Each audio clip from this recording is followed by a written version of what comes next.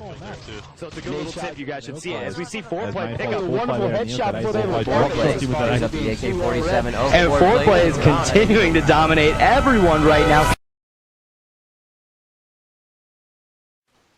What up, channel? It's FoRePLayy, and this is Pro Scene number 35. As always, I'm here with Sharp, and we're going to do something a little different. This one's going to be the Pro Scene speed round. How we're going to do this is we're going to acquire a bunch of questions that we got to answer that we felt that we couldn't answer in the 5-minute span time that we had, and they're shorter questions. So we're going to take them, answer them as quick as possible, wrap it up for you guys, and hopefully if you ask this question, then we answer it for you. So Sharp, first question is, being too bad for competitive gaming, is it possible or not?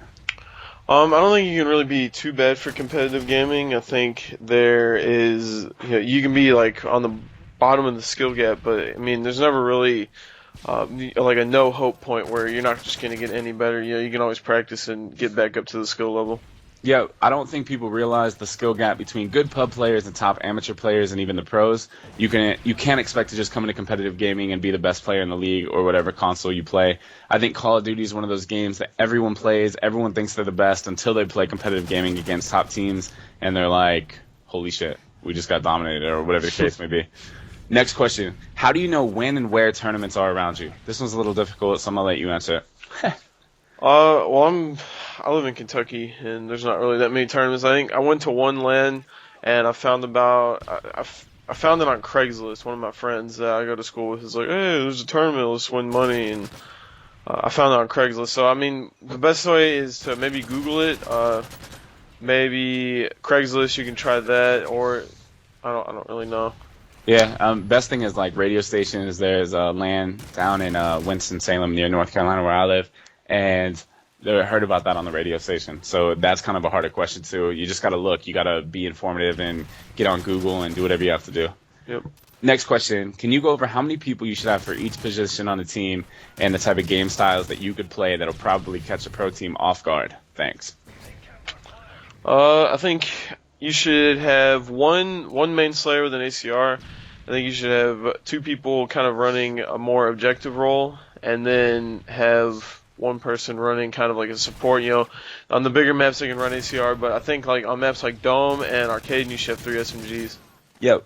I'm going to go traditional main slayer, always has an ACR, good long range shot. I'm going to go secondary defensive slayer. He kind of more post up, kind of play a little bit more quote-unquote defensive. And then I like to have 2 OBJ style players, one possibly focusing more on cutoffs, being a support, and then the other one strictly flags. But obviously, either one can pull. So, next question. How do you deal with rumors damaging your reputation, as well as dealing with high levels of immaturity within the gaming community? Well, rumors, you just kind of have to brush that stuff off. If you're on Twitter, a lot of stuff, you'll see a lot of Twitter drama, people arguing. Try to do your best to stay out of the arguments, because that's just going to drag you into it and make you look bad. And just kind of just ignore it all and just watch from the sidelines. Yeah, as far as rumors go, don't do anything that'll cause you to have a bad rep. Rumors are going to happen, and there's nothing you could do, especially in gaming. I've heard people fake cancer. I've heard people fake their dad's death. I've heard people fake their own deaths. I've heard it all in gaming. It's crazy. And there's really nothing you can do. Like Sharp said, just stay out of it all. To me, none of that really exists. People that I don't really hang out with and stuff don't really exist to me. So just try to do your own thing. Have fun with what you're doing, and keep people around you that you like to be around. So next question. How do brackets work at LAN events? How many games our unseeded teams would need to have to win to finish high, EGL and or MLG? Well, for MLG, they kind of start out the first event with double elimination for everyone, and then they go to a pro seeded thing where they have pool play. I believe EGL is just double elimination all around. They just randomly select the teams, and they go into that like that.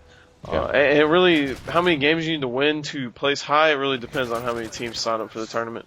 Next year, Black Ops 2, hopefully a lot. Hopefully there's that many teams you have to win a lot. That's all I'm going to say. Yep. So, how do you know when to move on from a team or when to replace somebody? String of should have been won losses, people not being serious, what it would take? Really, if someone's saying they're slacking, they're not getting on, they're goofing around in scrims, they're playing bad, they just seem like they've lost interest in the game, that would be where you would kind of want to, get rid of that player and try to find a replacement for him. Okay. Also, I think that you'll know when to move on from a team. If your team just isn't working and you don't have that fire to want to fix it and just you want to get people better, then I think that's when you know it's time to move on or replace somebody. If someone's just constantly playing bad, then get them off your team. Like if they're not improving and they're not asking for help and stuff, then get them off. And if you're on a string of should have been won losses, like if you should have won the game but you just failed, then that's a good thing, because that's actually one of those things that's better than just getting blown out. Think of it as a positive. Think about, hey, we almost won that, but we need to improve in this area, such as like a flag cap or someone maybe won a round 3 before and search and destroy. And it's just the little things that separate the good teams from the bad. Like, for example, in this, we'll try to drag this one out a little bit, but for an example, let's say you're winning a search and destroy game, and this has happened to, I'm sure, everybody, including all pro teams, no matter what anybody tells you. You're up 3 to nothing, and you need 1 round to win it out and just call it a day, and the team comes back and beats you 4-3. Most of the time when that happens, you don't realize that you're playing different. You're rushing just a little bit more, and it's causing you to die. You're trying to make that little much extra happen, or the team might switch up their strat a little bit and you get away from yours. That's always going to happen. So you need to just focus on what you did wrong or whatever, and then you could turn those should have been won losses around. So, also, next question: how to know when to pull the flag in CTF? This is very hard. Should it be 3 down or 4? This question we read and we actually laughed on. Sharp, you want to go with this one? Then I'll. Well, really, a good OBJ should always know this. If there's 4 down, obviously he'll pull the flag. If there's 3 down, I would say pull the flag. But there are situations, say, if the other team is all pushed up into your spawn and you have the ability to overextend and get into the other team's spawn. Let's use Arcane for example. All right, so your team's spawning ADOM, and they're pushing into your bar, pulling your flag, and you get that top Esky spawn where you can push through the paint.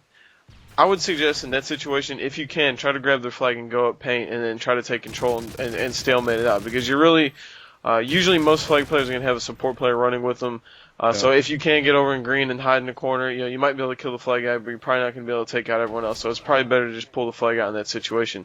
And also, it is good to sometimes just go for random pulls. Maybe when one player's alive, one player's dead on the other team, or 2 players, or maybe even if they're all alive, just go for like a random pull, and sometimes it can work. And that's how you know if you're a playmaker or not. You don't necessarily, if you were following it by the book, I would say you wait until 3 are dead, then you pull. But I don't think following it by the book is the smartest play, because that's what makes you a playmaker. Have you guys ever pulled a flag with nobody dead, but then you end up getting the cap because you'll juke them out? Take lockdown, for example. You pull the flag, you fake like you're going top hall, you jump out of top art to go bottom art to pillars, then you turn around and go towards dark arches. Then that's right there, that's making a play. Your team then can set up around you while you're constantly making something happen. And I think, like I said, that's what separates a good player from a bad player. Next question is how to drop a player. This is actually the last question too. How to drop a player and not lose a friend over it. Keeping business and friendship. Being able to play, how do you play smart with your friends? Go ahead.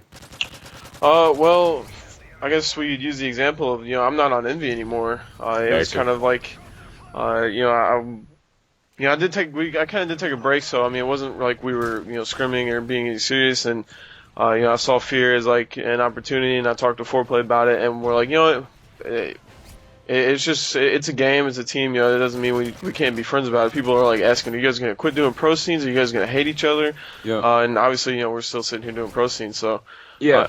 Oh, my fault. I just want to say, if it's truly your friend and someone that you want in your life, as far as friendship and stuff goes, then I don't think that's a big deal. I don't really think that him leaving is a big deal. I've even told him tonight. I was like, it's not gonna work on Fear, and I can say that because I'm just real like that, and I'll be like, hey, that's not gonna work, but you'll still look out for him and just keep. I remember Stainville and Proofy. Stainville I quote Stainville saying this. He told Proofy straight up, "Hey, we're not friends. This is business." And this is back in COD 4. and that's just how it is when you're serious about it and you're just focusing on winning and stuff. Obviously, you develop a friendship, and I don't think he really meant that. You guys that know Stainville, that's just how he is. But yeah, I think that's all the questions we have. Do you got anything else? No, that's pretty much it. I do want to say this before we go. Make sure you guys submit questions to my inbox or on my personal channel if you would, just so we can keep the pro scenes rolling if you guys want, or we're just going to dead the pro scene because we've covered everything. I think this is our 35th one, and we like to do these round robins on occasion. We were talking about doing for the questions that we can't cover in 5 minutes. So that's pretty much it. This is FoRePLayy from Team Envious and the FoRePLayy gang. This is Sharp with Team Fear and the Mullet Nation. And we're out. Peace. Peace.